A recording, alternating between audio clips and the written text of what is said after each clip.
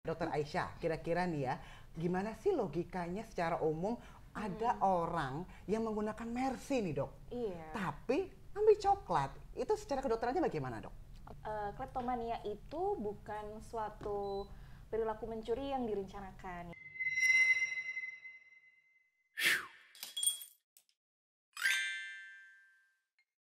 Halo, Assalamualaikum warahmatullahi wabarakatuh semuanya. Jumpa lagi di kali ini Bincang Sehat episode spesial. Kenapa spesial? Wow, nanti kita bocorkan bintang tamunya siapa ya. Kita kali ini akan membahas tentang tema yang lagi hot dan viral. Di mana logikanya ketika orang yang punya Mercy, tapi kok ambil coklat tanpa bayar ya? Nah, tema kali ini tentang kleptomania yang akan dibahas dengan narasumber yang sangat spesial juga, teman saya, Dokter Aisyah. Halo, Dokter Halo. Albert. Apa kabar Dokter Aisyah? Alhamdulillah baik. Dokter Aisyah, kira-kira nih ya, gimana sih logikanya secara umum ada orang yang menggunakan Mercy nih dok, Iya. tapi ambil coklat, itu secara kedokterannya bagaimana dok? Kleptomania itu bukan suatu perilaku mencuri yang direncanakan ya. Itu perilaku mencuri berulang akibat dari gangguan kepribadian impulsif ya dok ya. Jadi itu adalah suatu perilaku yang nggak bisa dihindarkan sama orang itu. Jadi apalagi orang itu sedang mengalami masalah, kecemasan atau gelisah. Nah, dengan cara mencuri itu atau klepto itu mengutil barang di tempat yang ramai, itu akan membuat efek relief buat dia gitu. Dan sebenarnya kan dia orang berada nih ya sampai punya Mercy gitu. Iya dong. Coklat seberapa sih Berapa gitu? sih nggak sebanding dengan harga baut Mercy-nya mungkin ya. Iya, mahal bautnya.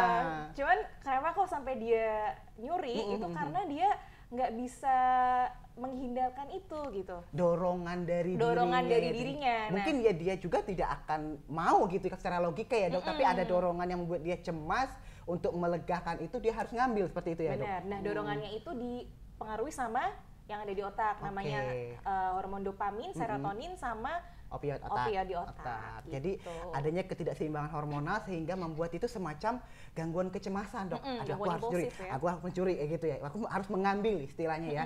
Karena setelah mengambil itu dia akan mendapatkan perasaan yang lega gitu ya Iya, dok. benar. Nah setelah itu apakah ada rasa bersalah di dirinya dok? Setelah ngambil nih, kan bukan punya dia. Aduh, kalau mencuri kan beda ya dok. Iya. Kalau mencuri kan dia memang ada tujuannya, Iya. dia mengambil barang berharga untuk dia digunakan selanjutnya. Nah kalau orang klepto ini bagaimana dok? Jadi bedanya sama orang yang mencuri ya dok ya, kalau mencuri itu pasti direncanakan ya, Iya. mesti kayak ada komplotannya. Udah dia di tempat yang ramai, dia sendirian spontan aja ngelihat ada barang diambil aja gitu.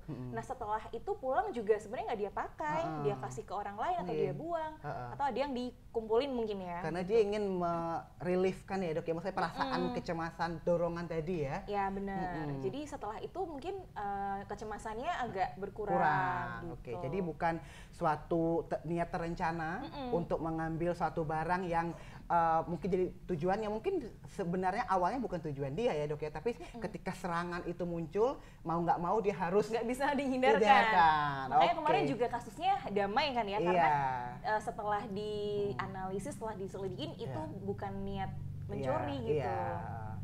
Jadi damai, disinyalir memang ada suatu gangguan pada kejiwaan, ya dok ya, gangguan mental ya. Nah dok, ngomong-ngomong nih, dokter Aisyah nih ya teman-teman ya, dia adalah residen chief atau yang sudah sangat senior di pediatrik atau ilmu kesehatan anak nih dok.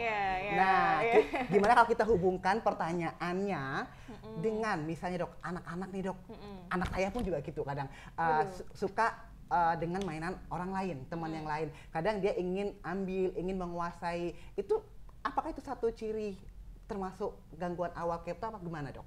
Untuk dari segi ilmu kesehatan anak dok? Mungkin beda ya. Kalau klepto kan dia diam-diam tahu-tahu ngambil. Kalau anak kecil mungkin belum tahu ya. Belum tahu ya, lihat coklat, es krim pasti ngerengek, mama papa pengen itu. Beda sih dok sebenarnya. Iya. Lagi pula si klepto ini kan kadang mulai dari remaja ya dok ya, bukan langsung anak-anak ya. Ya itu tadi sebenarnya klepto pada nanti yang dewasa nanti mungkin dokter Akbar ya bicara, saya yang anak ya gitu. Jadi kalau pada anak sama dewasa sama-sama in general dia pasti ada suatu permasalahan yang nggak terpecahkan karena itu sebetulnya gangguan dari otak. Dan biasanya itu karena turunan juga ya dok ya. Tadi yang gangguan 3 hormon otak, kemudian dari turunan, mungkin dari keluarganya ada yang ODGJ mungkin, jadi atau risikonya akan tinggi ya dok ya. Faktor risikonya akan meningkat. Terus kalau misalnya kita punya anak yang seperti itu, ya berarti kita harus mengamati gerak-geriknya. Kalau misalnya kira-kira anak itu akan mencuri, ya kita kasih tahu jangan mencuri atau gimana gitu. Terus kita lebih perhatikan lagi sebenarnya si anak ini ada masalah apa, mungkin kita bisa diajak bicara, curhat ya, kita menempatkan diri bukan sebagai orang tua tapi sebagai temen ya gitu, biar lebih terbuka ya dok ya, karena anak-anak kan suka diajak bercerita, kenapa sih kamu kok suka main orang, ada apa, kenapa sih kok suka ngambil mainannya temen kamu mungkin sih gitu. Sebagai orang tua juga harus evaluasi apakah sudah memenuhi kebutuhan anaknya gitu ya dok, sehingga dia mengambil tanpa izin gitu. Nah dok, jadi kalau tadi kata dokter tadi ada ciri-ciri tentang kleptomania ini apa aja dok sebenarnya ciri-ciri yang dapat kita kenal? Katanya ini penyakit ini bisa didiagnosa sendiri karena dia merasa harusnya tidak seperti itu, tapi ada dorongan dia tidak bisa mengendalikan gitu. Itu ciri-cirinya bisa kita kenali nggak dok dari luar kayak gitu?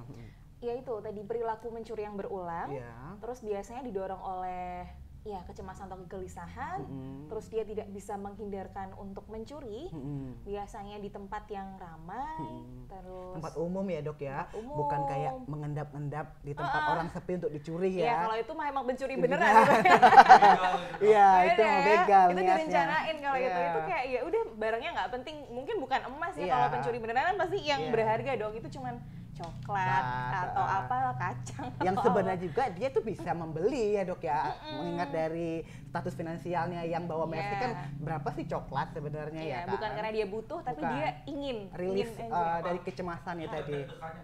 Nah, deg-degannya harus nggak ketahuan. Jadi kadang dia serangan serangan cemas gitu, deg-degan. Nah untuk meredakan itu dia kayak dorongannya untuk suruh ngambil. Jadi kalau ngambil nanti dia baru lega gitu. Sebenarnya masalahnya lebih ke psikisnya ya, gangguan impulsif gitu impulsifnya. Jadi bukan karena dia butuh. Kalau pencuri kan karena butuh duit ya, butuh duit ngambil barang yang mahal dijual. Kalau dia enggak, habis ngambil ngutil ya udah dikasih ke orang atau nanti dia balikin lagi ke situ. Cuman feel ngambilnya aja yang dia seneng gitu kan. Apa sih dok gangguan impulsif itu dok? Gangguan impulsif dok ya dok, itu semacam dorongan ya dok ya. Iya dorongan ya tadi yang kaitannya sama hormon yang di otak tadi, ada dopamin, ada serotonin sama opioid. Nah kalau misalnya hormon itu kan nggak selaras, kalau misal tubuh kita yang fisiologis yang normal itu udah selaras, udah ada yang ngatur. Tapi kalau pada gangguan impulsif, kepribadian impulsif tuh ada yang nggak seimbang, terlalu banyak, ada yang kurang gitu ya. Akhirnya jadi ada dorongan yang kuat gitu. Itu paling mempengaruhi apa dok? Apakah makanan juga mempengaruhi? Kalau makanan biasanya hormon tadi ya, biasanya mungkin gaya hidup ya dok ya, mungkin akibat stres yang tidak termanajemen dengan baik ya. Bisa resiko broken home, ada riwayat faktor keluarga tadi ya dok, sehingga memperbesar ketidakseimbangan tiga hormonal ini. Karena tiga hormon ini tadi tuh tempat pusat pengaturan dari mood, terus afek ya dok, depresif seperti itu. Jadi tadi kan Dr. Aisyah nih bilang nih dok, gangguan impulsif yang berulang. Nah kalau berulang terus nih, kira-kira bahaya nggak sih dok buat dia gitu untuk kehidupan kedepannya, mungkin aspek sosialnya, mungkin dia bisa menjadi tersangka kriminal gitu ya dok. Gimana dok nih dok? Kayak kasus ibu ini ya yang lagi viral nih, ternyata ini bukan kali pertamanya dia nyuri. Ya dalam tanda kutip ya, nyurinya klepto ya sebenarnya, bukan nyuri. Ngutil kali ya dok ya. Dulu di ngutil ya. Dulu ini di Alfamart ya. Dulu di Transmart kalau nggak salah. Jadi kita jemput merek ya, nggak apa-apa lah. Jadi salah satu supermarket besar lah ya dok ya. Iya, di salah satu supermarket besar di Indonesia. Merek yang berbeda ya. Terus ternyata itu bukan pernah ada riwayat sebelumnya ya. Jadi itu kan terjadi berulang ya itu dok, sampai sebenarnya makanya kleptomania ini adalah suatu penyakit kejiwaan, gangguan jiwa, dan sebenarnya harusnya dikonsultasikan kepada ahlinya yaitu psikiatri, ahli psikiatri. Nah untuk penanganannya sendiri bisa dengan psikoterapi ya. Perilaku kognitif ya dok ya. Perilaku kognitif, kalau perlu nanti dokter psikiaternya akan meresepkan obat-obatan, antidepresan atau anti SSRI ya, kayak gitu. Jadi memang butuh bantuan profesional. Intinya sebetulnya klepto itu bisa dikendalikan ya dok ya, asalkan dia moodnya itu bisa stabil, Yes. atau enggak dia lagi tidak dalam keadaan yang serangan atau tertekan atau ada masalah kayak gitu. Jadi intinya kalau misalnya nih Dok ya, kalau dia sudah berulang kali terus seperti Ibu ini tadi kan ya, terus itu kan juga membahayakan dirinya ya, walaupun dia tidak ada niatan seperti itu. Ini sudah harus indikasi ini konsul ke dokter jiwa ya Dok ya, untuk dibantu pertolongan. Yang pertama mungkin kata Dr. Aisyah tadi, tidak dengan obat-obatan dulu, kita coba dengan terapi perilaku kognitif. Benar, nanti kalau misal psikoterapi, kalau misalnya tidak membantu juga, akan dibantu dengan kombinasi dengan obat-obatan ya Dok. Demi ini bukan berarti waduh ke dokter jiwa nih sakit jiwa nih Dok, kayak gitu, orang gila ya Dok ya. Itu stigma negatif ya di masyarakat, padahal bahaya. Jadi wah orang gila nih konsultasi sama dokter jiwa, padahal bukan seperti itu ya Dok. Gangguan-gangguan mental sekarang itu gila ya Dok. Iya, karena banyak gangguan mental, depresi, kecemasan ya Dok, bipolar, termasuk juga kleptomania, ini butuh pertolongan ahli jiwa ya. Banget. Oke Dokter Aisyah, ini udah seru sekali pembahasan tentang kleptomania pada dewasa nih Dok. Nah mungkin kita agak sedikit kayak Dokter Aisyah nih, dokter anak ya Dok ya, ntar lagi akan jadi SPA, amin ya. Ada nggak sih Dok tips-tips kita dalam mendidik atau mengajari anak nih supaya dia sosialisasi ke temennya itu baik, tidak rebutan mainan dari awal atau tidak mengintimidasi teman sepermainannya gitu Dok, karena kan ini akan mengganggu sosialnya juga nih Dok. Gimana tuh Dok? Ini sebenarnya agak geser dari kleptomanianya ya. Ini parenting ya, lebih ke parenting ya. Pada dasarnya kita harus memberitahu anak bahwa dia sudah kita berikan misalnya kepemilikan barang ini, jadi nggak boleh mengambil barangnya orang lain. Kita kasih pengertian ya Dok ya. Kita kasih pengertian mestinya. Jadi perilaku mencuri juga tidak mestinya baik. itu tidak baik gitu, nggak boleh ngambil punya orang lain kayak gitu. Dari aspek agama juga mungkin ya Dok ya. Tuh. Kita harus menanamkan nilai-nilai kayak gitu kan. Jadi intinya karena kan sekarang kan banyak banget ya Dok ya, maksudnya zaman anak sekarang itu lebih rentan kena gangguan mental gitu ya nggak sih Dok? Zaman dulu kita kayaknya happy aja nggak sih? Dulu tuh anak kecil nggak ada HP, nggak ada drama gitu kan. Jadi zaman sekarang tuh mengenai teknologi itu mungkin perilaku bullying ya ke anak, jadi yang belum siap banyak mentalnya. Jadi banyak itu yang negatif ya yang kita serap dari teknologi. Kalau nggak kontrol orang tua juga berbahaya ya Dok. Dan akhirnya berakhir pembulian, akhirnya gangguan mental, gangguan kecemasan. Kadang-kadang pembulian di anak SMA tuh bisa bahaya banget. Korbannya bisa sampai mental health-nya keganggu ya Dok ya. Bisa sampai bunuh diri loh Dok, banyak kayak gitu ya. Itu ngeri ya sebenarnya. Maksudnya sangat berbahaya. Jadi kita sebagai peran orang tua, sebagai peran ahli nih ya. Kalau memang membutuhkan pertolongan, konsullah pada ahlinya gitu ya Dok ya. Iya, betul. Jadi Dok, tadi kan udah kategorikan Dok berbahaya atau tidak kan tergantung dari gejalanya tadi Dok ya. Kalau misalnya dia butuh konsul dan tidak konsul, maka akan berbahaya bagi dirinya. Ya. Sama satu lagi Dok, mau nambahin kalau untuk bedain itu kleptomania sama pencuri. Iya, sebenarnya kita harus periksa itu ya, darah, terus MRI, CT scan dan sebagainya buat tahu sebenarnya itu karena penyebab yang lain, benar-benar karena mungkin lesi di otak ya kan, ada gangguan di otak kan gitu ya Dok ya. Karena memang habis kecelakaan atau gimana, atau memang karena gangguan hormonal otak tadi aja ya Dok ya, gitu. Karena hormonal itu beda. Tadi ya. Ya itu yang lebih paham nanti ahli psikiatri ya. Jadi nanti akan di screening semuanya, apakah ada gangguan organ, apakah hanya pure murni dari perilakunya aja ya, gangguan kleptomania aja Dok ya. Nah Dok, tadi kan udah jelasin pengobatannya seperti apa, udah ya, tentang bahaya juga udah. Sekarang kita mungkin lebih ke komplikasinya Dok pada pasien kleptomania ini untuk jangka panjangnya. Itu gimana ya Dok? Maksudnya kalau sampai dia ini kan banyak orang yang tidak bisa mengenali, oh lah itu mah suka nyuri gitu ya. Bukan klepto, mungkin orang yang pendidikannya masih kurang, jadi tidak mengetahui sehingga dibiarkan jangka panjang Dok. Nah untuk komplikasinya ada nggak sih Dok untuk pasien seperti ini gitu? Kalau klepto sendiri kan itu kalau dilihat orang awam yang nggak ngerti ini sebenarnya emang dia suka nyuri atau sebenarnya ada perilaku kleptomania. Nah pastinya akan mendapatkan stigma negatif ya Dok ya dari masyarakat. Sosial. Iya, wah itu orangnya suka nyuri tuh, harusnya kita laporin polisi atau kucilkan gitu ya. Iya, dikucilkan. Dibully. Iya, dibully. Kalau masih remaja, anak-anak remaja pasti dibully ya. Tuh anak itu terkenal suka ngutil barang teman-temannya gitu. Bahkan suka nyimpenin. Ternyata setelah ditemuin di lokernya misalnya ada, wah langsung dimusuhin, nggak punya temen gitu kan. Nanti efeknya jangka panjang. Nah, jangka panjangnya ya itu kalau misalnya tidak segera ditangani, nggak segera dapat pertolongan ahlinya, itu tadi mungkin bisa berkembang ke mental health yang lainnya ya. Mestinya kan juga dapat psikoterapi, obat-obatan ya gitu. Intinya kecemasannya itu harus dirilis gitu. Diatasi ya dok. Jadi harus dapat pertolongan. Rangsangan kecemasannya, gangguan-gangguan mengganggu pikirannya itu harus diatasi dan dikenali, ya dok ya. Nah, ada pertanyaan nih dari. Tadi kan mengatasi kleptomania atau mental health yang lain kan dengan obat-obatan. Nah, sebenarnya kalau mengonsumsi itu misalnya selama hidupnya, apakah berdampak bagi kesehatannya dok? Obat-obatan yang diminum ya, dikonsumsi sama orang-orang dengan gangguan jiwa tuh kira-kira ada efeknya nggak dok? Ini kayaknya bidangnya dokter Akbar nih yang lebih paham ya. Oke, jadi kalau kita nih ya sebagai dokter Aisyah gitu, tentunya kalau mengobati itu sesuai dengan indikasi ya dok.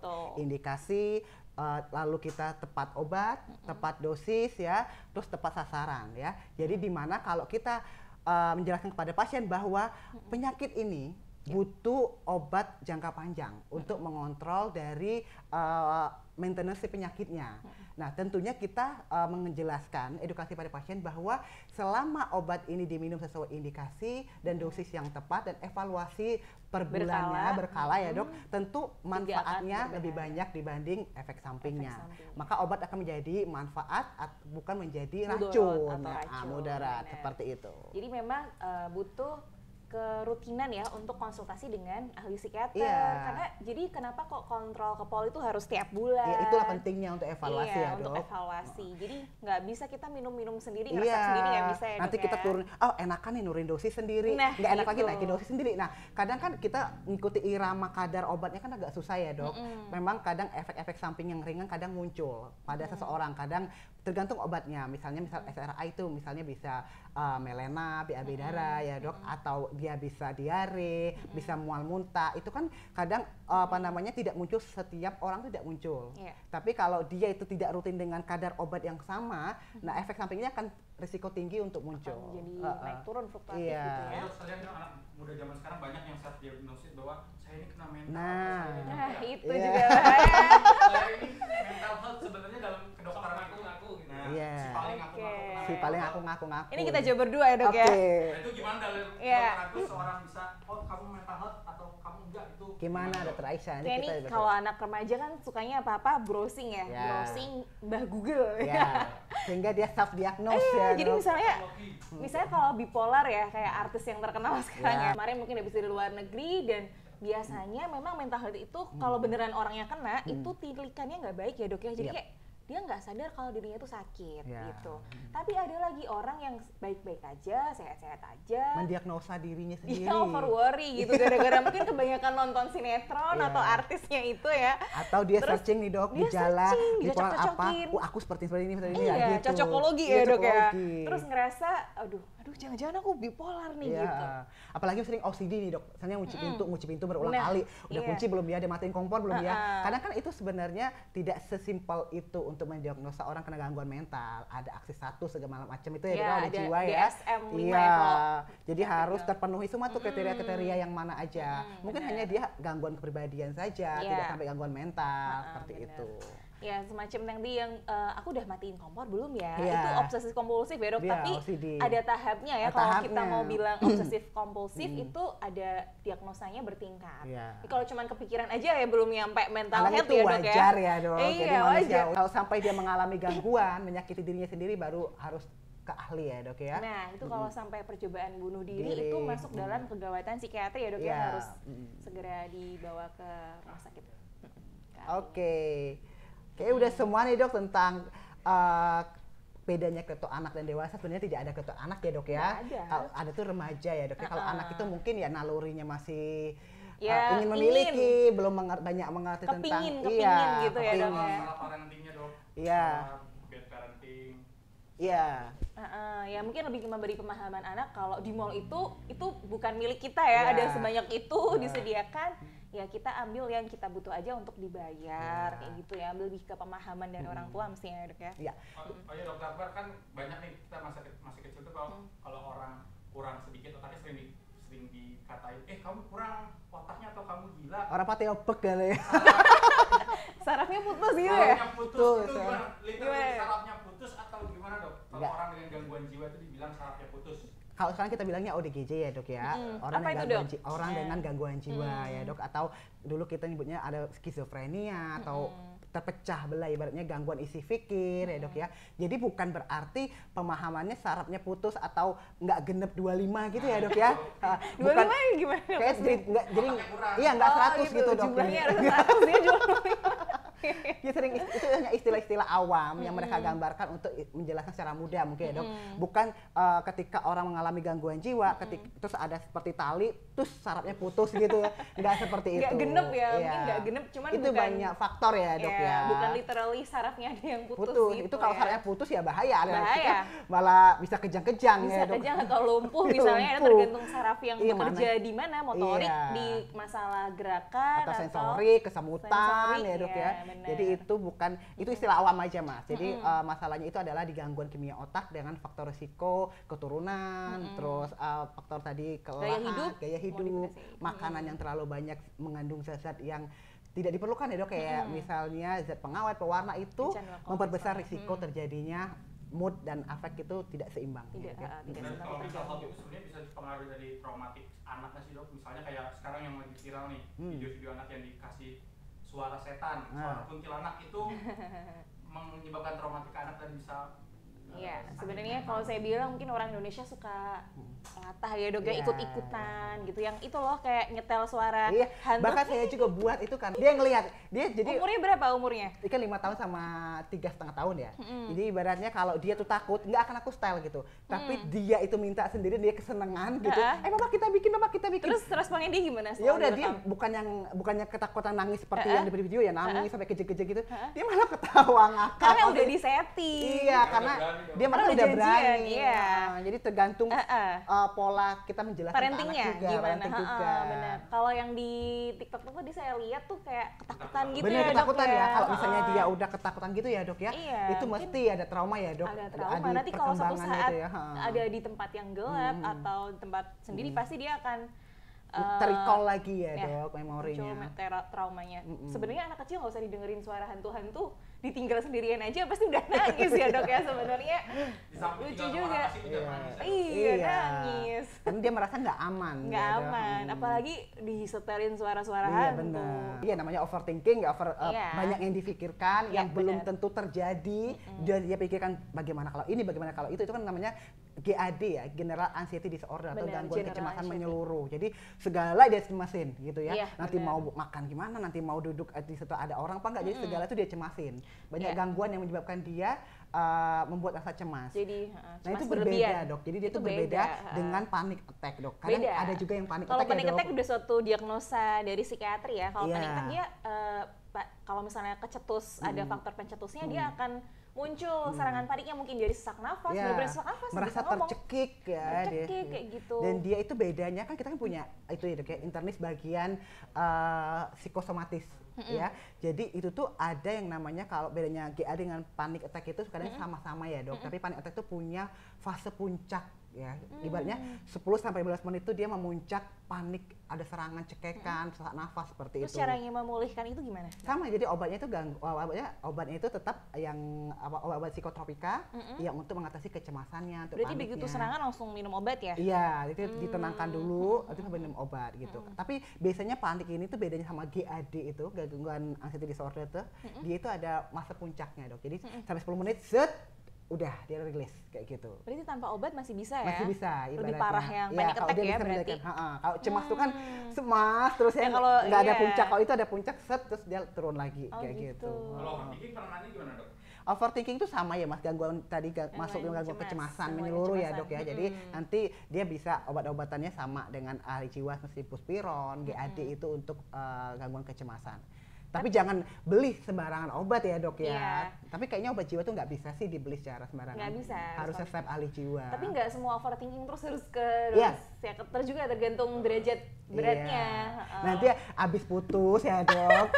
Terus overthinking. Terus depresi mungkin atau manik malah. Itu kan sebenarnya bisa dikendalikan lagi dengan orangnya ya dok. Jadi tergantung derajatnya kata dokter Aisyah tadi. Tergantung coping mekanismenya bagus atau enggak. Coping tuh kayak gimana ya? Cara dia merespon dari mengubah stresnya ke obatnya, rilisnya ya dok ya. Benar, dari diri sendiri itu gitu. Kalau dokter Aisyah apa nih dok? Coping stresnya kan kadang kita mau ujian nih.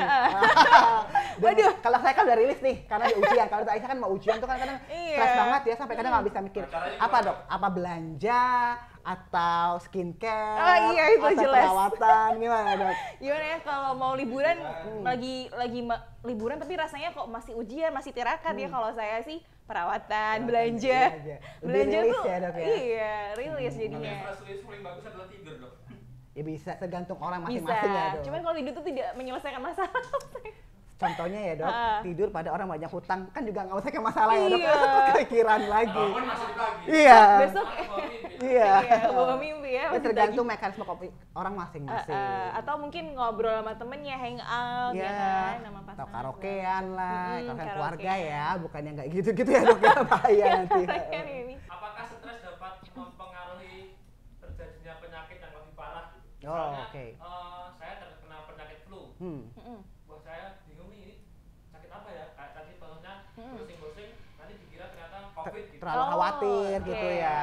Dapat memperparah gitu. Oke, jadi stres ini ya dok, kalau dari sisi dewasa nanti dokter Aisyah juga mengulas tentang anak ya dok, ya bagaimana stres anak ya. Kalau di sisi dewasa ini stres ini dalam satu penelitian itu dia akan memperbesar atau meningkatkan risiko terjadinya penyakit ya sampai 70%-an dok. Jadi baik penyakit apapun ya, misalnya kanker kan tercetusnya stres menyebabkan dia mutasi gen ya dok ya, atau infeksi, daya tangkapnya gimana kok stres bisa infeksi gitu. Stres dan kelelahan ini akan memunculkan yang namanya sistem imunnya lemah ya dok. Sistem imunnya lemah sehingga infeksi itu mudah muncul dan penyakit yang lain bisa menyertai. Jadi pentingnya dalam pengelolaan manajemen stres, makanya kadang kita nih dok untuk edukasi pasien mesti Pak hindari stres dan kelelahan ya gitu. Karena faktor stres ini tidak bisa dipungkiri bahwa dia mempengaruhi atau memperbesar dari terjadinya risiko penyakit ini sampai 70%. Akibatnya sistem imun lemah dan organ-organ tubuh juga tidak bekerja dengan baik kalau dia stres. Kacau ya istilahnya dok ya, pikirannya kacau, nanti impuls-impuls sarafnya kacau sehingga organnya juga tidak bekerja dengan baik. Jadi kalau stres, kalau sakit itu jangan stres, makanya sistem imunnya lemah sehingga tambah lemah malah ya. Penyakitnya merajalela. Iya benar. Jadi Harusnya kita istirahat dan udah pada mulai senam nih malah biar nggak stres ya. Pernah nggak sih dok kita kalau jenguk orang sakit itu udah jangan banyak pikiran gitu nggak sih dok? Nanti aja mikirnya yang penting sembuh dulu. Nah itu gunanya itu tuh untuk supaya dia itu menyelaraskan kerja organ saraf biar nggak tegang. Benar. Kalau dari sisi anak dok gimana? Ada nggak sih dok? Sebenarnya lebih ke remaja mungkin ya. Kalau ya, anak-anak kayak misal kita inform konsen jelasin tentang penyakitnya yang cukup parah, misalnya penyakit keganasan atau cuci darah banyak ya dok ya. Nah cuci darah itu kan lebih ke remaja ya, sekitar 8 tahun ke atas ya. Kalau anak-anak mungkin belum paham kali ya, ini aku tuh diapain gitu ya. Nerima aja ya, tapi remaja udah bisa berpikir ya dok ya. Karena itu sebenarnya kalau masih anak-anak kan definisinya sampai 18 tahun ya dok, selama dia masih masuk anak-anak maka tanggung jawabnya masih pada orang tua. Tapi kalau remaja kita juga bertanya kepada anak remaja itu. Bisa diajak bicara ya dok ya. Persetujuan. Jadi kalau anak-anak memang full ke orang tua, kalau remaja ini. Nah jadi kalau misal stres itu tetap ngaruh ya sama penyakitnya, misalnya tetap yang paling sering kayak gastritis gitu kan, atau mah akut ya. Yang nggak sembuh-sembuh ternyata stres. Yang nggak sembuh-sembuh ternyata stres. Atau misalnya penyakit autoimun misalnya ya dok ya. Mudah sekali flare ya dok ya, kambuh karena flare dia. itu ini ya dok ya, merah-merah. Iya, dia kambuh lah istilahnya. Kambuh karena stres gitu. Terus yang gimana ya, kekhawatiran kadang-kadang untuk penyakit-penyakit yang serius ya, kalau misalnya flu kan biasa ya mas, kalau misalnya COVID atau apa ya, suatu keganasan gitu kan, itu ngaruh banget ya sama masa depannya dia nanti. Nah kadang-kadang kalau anak-anak remaja tuh kayak mikir, aduh nanti sekolahku gimana ya? Bisa nggak ya aku meraih cita-citaku gitu ya terus dok ya? Terus nanti teman-temanku mau nggak ya main sama aku? Sosialnya gitu juga ya dok, jadi kita benar-benar agak susah di anak mungkin ya dok, ibaratnya gini, mengedukasi anak, karena kan dia juga belum sampai ke tahap dewasa, tapi juga masih nanggung gitu ya. Mungkin agak tantangan sendiri untuk dokter anak ya dok ya. Ini biasanya kita tetap ada namanya divisi anak yang tumbuh kembang ya, pediatri sosial itu. Pastinya dok, dokter Aisyah tumbuh kembang. Nggak, itu ada ahlinya lagi itu sekolahnya lanjutan dok, subspesialis ada. Nah biasanya nanti akan di scoring dulu ya, ada namanya PSC 17 untuk nge-scoring dia kira-kira tingkat itunya seberapa depresinya. Pertumbuhan depresinya ya dok ya. Nanti misalnya memang perlu pendampingan ya akan kita dampingi. Sempet saya dapat kasus ini, anak remaja lulusan ya pokoknya kasus lah, dia terkena penyakit menular seksual. Oh, HIV. masih remaja ya? Masih remaja, umurnya 17 tahun kalau nggak salah dok, saya lupa. Itu awalnya nggak ketahuan sakit itu dok, gara-gara dia ada benjolan di sini? Enggak, di pangkalan? Iya, di bawah. Di bawah. Terus dia operasi sama dokter bedah, terus dirujuklah ke kami, ke dokter anak karena ada kecurigaan. Waktu operasi kan diperiksa semuanya. Nah, ada itu. Screening HIV-nya reaktif gitu ya? Iya, reaktif. Tapi kan harus dikonfirm lagi ya beberapa 2 kali. Oh, ternyata beneran reaktif. Terus kita harus cari tahu kan faktor resikonya. Ternyata. Sebenarnya dengan berhati-hati kita harus jelasin nih. Itu suatu penyakit yang mungkin stigmanya ya dok ya. Aib banget ya. Masih zaman sekarang tuh masih tidak bisa dipungkiri, orang tuh merasa aib besar ya dok ya. Itu suatu apa ya, kayak pukulan besar banget gitu. Nah, jadi kalau mau kalau kami ya dokter anak untuk strateginya bisa gitu, mungkin orang tuanya suruh keluar dulu. Kalau udah remaja nih, iya, jadi kan dia malu berhak atas dirinya ya dok ya. Jadi kita tanya-tanya dulu, kita gali dulu, kita kasih tahu pelan-pelan, nanti orang tuanya diedukasi sendiri kayak gitu. Biar dia nggak stres juga, karena dia juga udah punya hak atas hidupnya, tapi juga masih dalam pengawasan orang tua. Jadi gitu sih dok kira-kira. Ya, dok, iya.